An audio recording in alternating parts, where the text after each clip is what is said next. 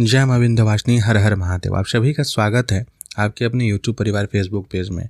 क्या तंत्र विद्या की सिद्धि करने वाले व्यक्ति अघोर संप्रदाय के जो सिद्ध होते हैं वो, या अन्य कोई भी सिद्ध जिन्होंने तंत्र की कोई उच्च कोटि की सिद्धि अथवा निम्न कोटि की प्रेत पिशाच सिद्धि, मसान सिद्धि इत्यादि की हो, जिसके माध्यम से वो किसी भी प्रकार के वस्तु को मंगवा लेते हैं या चोरी करवा लेते हैं, तो क्या उसका दोष लगेगा कि नहीं लगेगा? एक सामान्य सा प्रश्न है। छत्तीसगढ़ के क्षेत्र में जो धन कुदरा से संबंधित विषय होते हैं, उत्तर प्रदेश बिहार के क्षेत्र में जो तौला का स्मशान से संबंधित विषय होते हैं, जिसमें कि धन की चोरी करवाई जाती है, तो क्या वो चोरी करवाना, किसी की संपत्ति को लेकर के आना, उससे क्या उन जो सिद्ध करने वाले व्यक्ति जो होते हैं, जो तांत्रिक होते हैं, उन्हें कोई दोष लगता है अथवा नहीं लगता है? और अगर लगता है तो फिर उनकी क्या गति होती है, और अगर नहीं लगता तो क्यों नहीं लगता है? और जो ले करके आ रहे हैं उनकी क्या गति होती है, जो शक्तियाँ लेके आ रही हैं उनके साथ क्या होता है? ऐसे बहुत सारे रहस्यमय प्रश्न लोगों के मन में आते हैं और वो करते भी हैं, विशेष करके जब तंत्र क्षेत्र में आगे बढ़ने लगते हैं, इन विषयों को समझने का प्रयास करते हैं।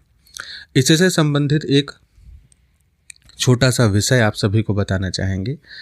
जो भी लोग इस प्रकार की सिद्धियां करते हैं उनकी क्या स्थिति होती है और किस प्रकार से इसका प्रयोग करते हैं। सर्वप्रथम 2 प्रकार से यह सिद्धि होती है। इन सिद्धियों में ऐसे शक्तियों को सिद्ध यानी जागृत किया जाता है जो पृथ्वी तत्व से संपन्न होते हैं, जिनके भीतर पृथ्वी तत्व की मात्रा अधिक हो। सामान्यतः मनुष्यों में ही पृथ्वी तत्व की मात्रा सबसे अधिक होती है, लेकिन प्रेत पिशाचों की जो पूरी व्यवस्था है उनमें सबसे ज़्यादा इस प्रकार के सामर्थ्य से संपन्न जो चीज़ होती है वो होते हैं छोटे बच्चों की आत्माएं, जिन्हें मसान कही जाती हैं या कच्चे कलवे कहे जाते हैं। इनमें चूँकि ऐसे में क्या होता है कि इनके 100 का दाह संस्कार नहीं होता है और विशेष स्थिति उत्पन्न हो जाती है। उनको ज़मीन में धरती माँ के गोद में ही उनको फिर अंतिम समय सुपुर्द किया जाता है, दे दिया जाता है।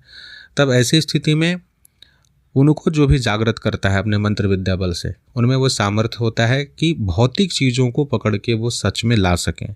इसीलिए कहीं पर गुप्तचरी का कार्य विशेष करना हो, क्योंकि इनको आने जाने में भी कोई महाशक्ति जल्दी रोकती नहीं है, या फिर किसी से कोई पंचभौतिक युक्त सामग्री को उठा करके लाना हो, उनमें इनका चीज़ प्रमुखता से लोग करते हैं।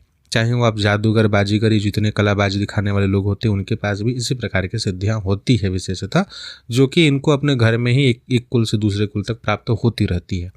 उच्च कोटि की सिद्धियाँ अलग हो जाती हैं, वो देव कृपा से प्राप्त और वो सिद्ध विद्याएं होती हैं। उनमें कुछ प्रपंच या फिर इल्यूजन नहीं होता है, लेकिन प्रेत विद्या इत्यादि में इल्यूजन बहुत होता है। जो है नहीं है उसी को वहाँ पर दिखाया जाएगा। और स्पर्श दोष, स्पर्श करने से वो सच में वैसा है कि नहीं, वास्तविकता उसकी है कि नहीं, उसका बोध ये डिपेंड करता है कि वो शक्ति जो सिद्ध होकर के आई है, जो सामने वाले तांत्रिक के पास जो सिद्धि है, उसकी प्रबलता, उसकी क्षमता कितनी है।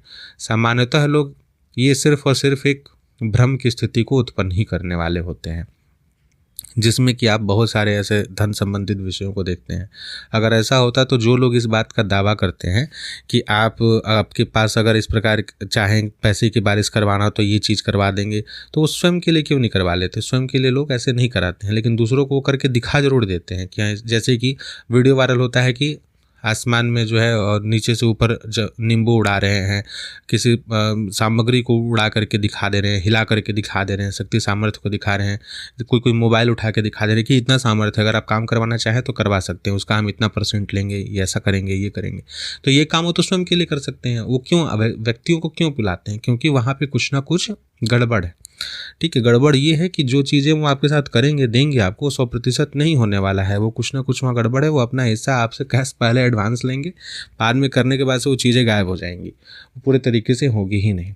तो एक तो ये चीज़ चूँकि एक्चुअल में हो ही नहीं रहा है, तो किसी प्रकार का दोष यहाँ नहीं लग रहा है। एक प्रकार की सठ विद्या है, सठता है, जो कि लोगों को ठगने का कार्य में आता है। पहली चीज़ तो ये हो जाती है।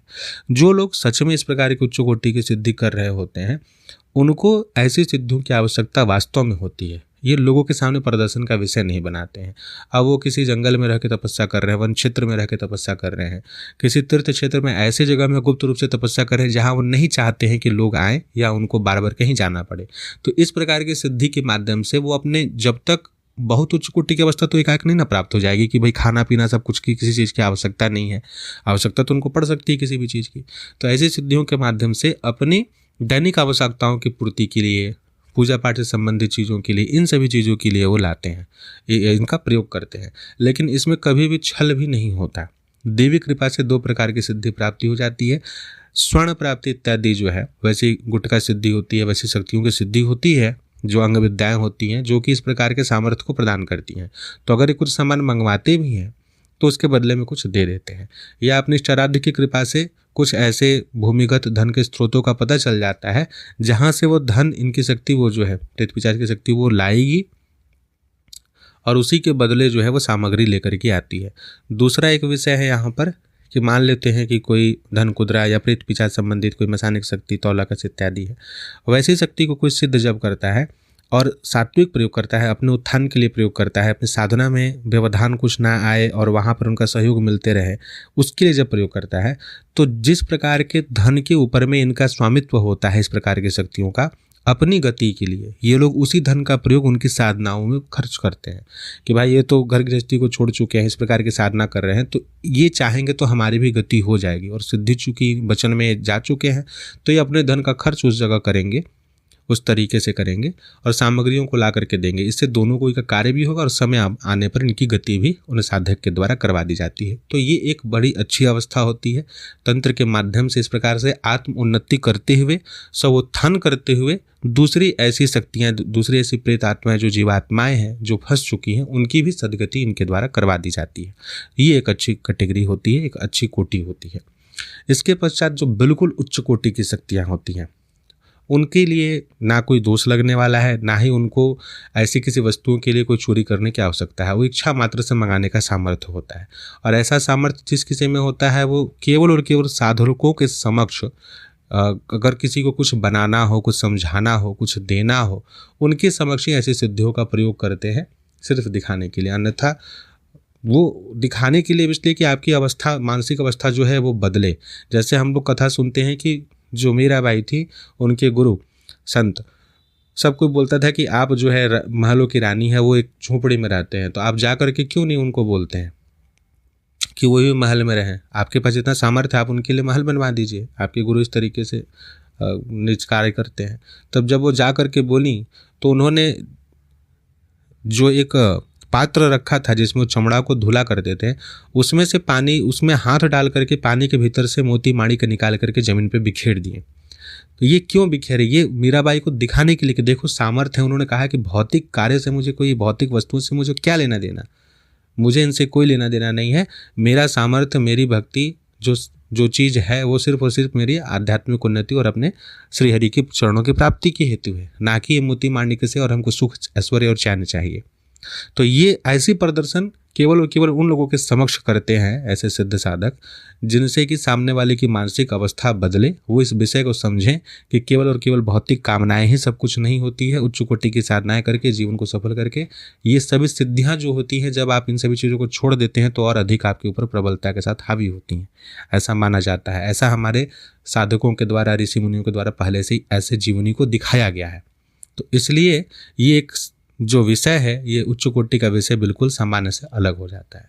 तो आशा करते हैं कि इस विषय को आप समझे होंगे कि प्रेत पिशाच के द्वारा चोरी करवाने से क्या होगा और उच्च कोटि के जो साधनाएं करते हैं उसमें क्या होता है, किस प्रकार की चीज़ें होती हैं। जय मां विंध्यवासिनी। हर हर महादेव।